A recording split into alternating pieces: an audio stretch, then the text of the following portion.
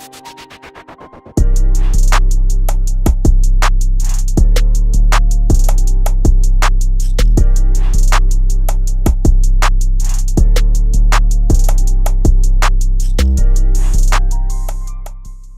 up, guys? Welcome back to this episode of the Weekly Builds.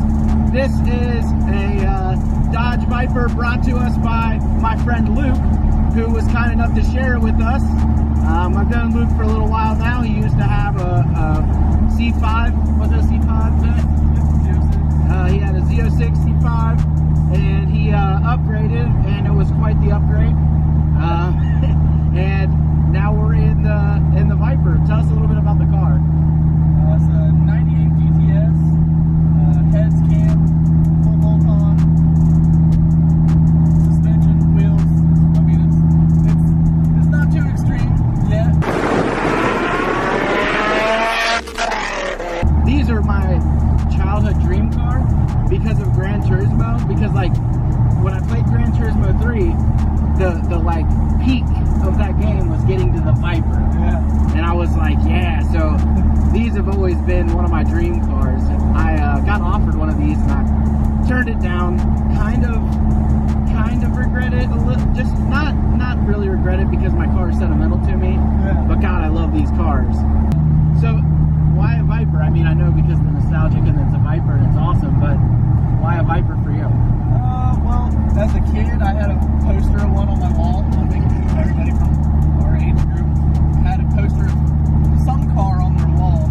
And for me, it was the second-gen Viper GTS. So I actually saw this car pop up online when I still had my Z06 for sale.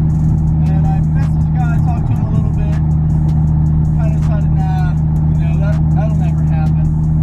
Well, next week I found a buyer for the Z06. Guy flew in, bought it, messaged the guy back. It was all the way in Oklahoma City on a 900-mile drive. And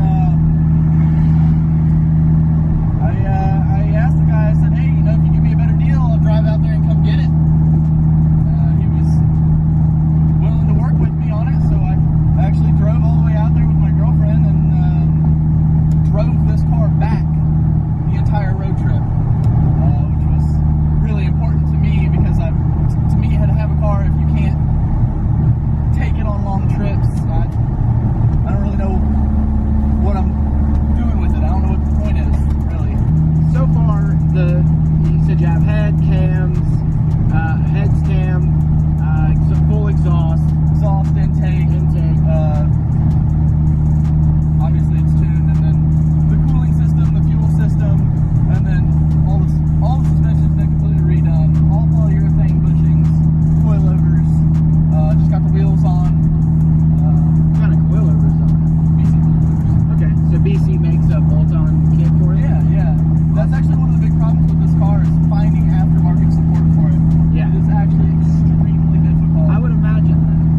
Like, I'd imagine aside from like crazy expensive, like wild shit that's like not one-off necessarily, but like smaller companies that have developed something for their own cars, finding like an actual production part would be kind of rough.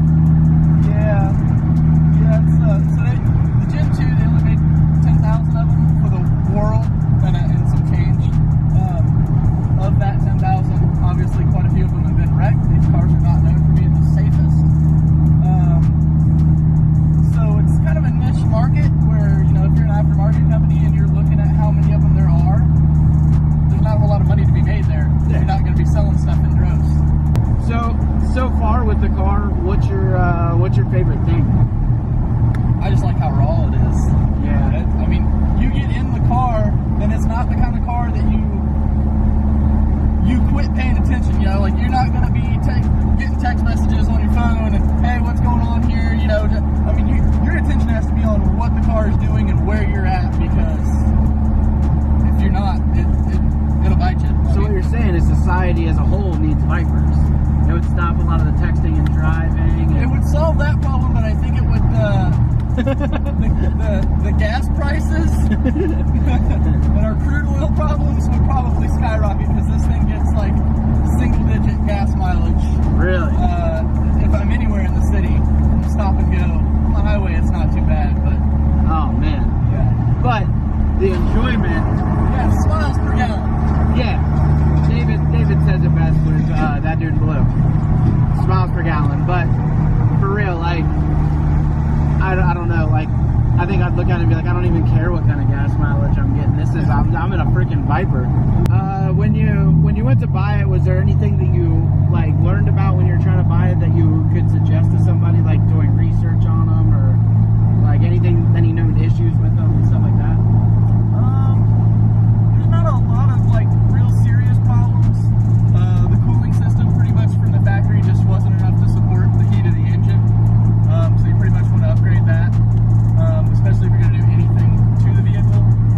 Other than that, me specifically, when I was looking for it, I wanted a 96 through 99 GTS because they came with the forged motors. And after that, the 2000 through 2002 did not. Okay. So, other than that, like, these cars are really one of those kind of cars where everybody who has one kind of knows what they have, so they tend to take pretty good care of what they got. So maintenance for the most part is not too bad. Like, you're not going to find them that are real beat up, and I'm sure they're out there, but The one thing that stands out, and I know a little bit about it, but we'll talk to the people about it. These wheels. yeah. So tell us a little bit about the wheels. Well, they're 4-star F14s, and had to have them custom made to fit the car because the Viper's a 6-lug, like a pickup truck. For whatever reason, they decided to do that. So I actually ordered them on Black Friday, and here it is in July, and I literally have only had them on the car for a week. So it took quite a while to get them to me. Nice. But they're custom. So Yeah. like custom stuff always. Yeah. You always have that kind of problem with custom 18 wheels. by 11 in the front, 19 by 13 in the rear. It's got a 345 tire on the rear, 285 up front. Michelin Pilot Super Sports. Had drag radials on my vet. Hated them. Just because I like to drive the car. Like I said, going on long trips and stuff. Yeah, you have to kind of plan around rain clouds. And we live in Ohio, so Yeah, it could literally rain 20 minutes from now. I know that feeling. And like, but the thing is the good thing is right now you have 345, so you don't really it doesn't necessarily. I'm sure you'll get to a point at some point if you had power where it's like, hey, it brings traction pretty easy. But 345s are a lot of meat to spin.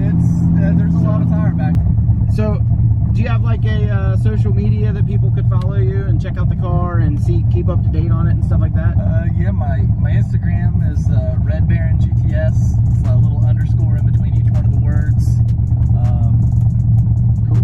That's pretty much the only thing I'm really on. Okay. So Red Baron GTS, Red_Baron_GTS. Yep. Okay, I'll put a link in I'll put it in the description so you can just copy and paste. So keep up to date, especially if Luke goes through cars like he says, he may sell it and then you might want to buy it someday. So thanks for tuning in. I hope you enjoyed Luke's Viper. I almost called it a vet. Jeez, I'm used to you having a vet. I hope you enjoyed Luke's Viper. I enjoyed his Viper because I love Vipers. So anytime I see a Viper, I flock to them anyway. So have a good day. Tune into next week's build. It'll be awesome. And stay fresh. Bye.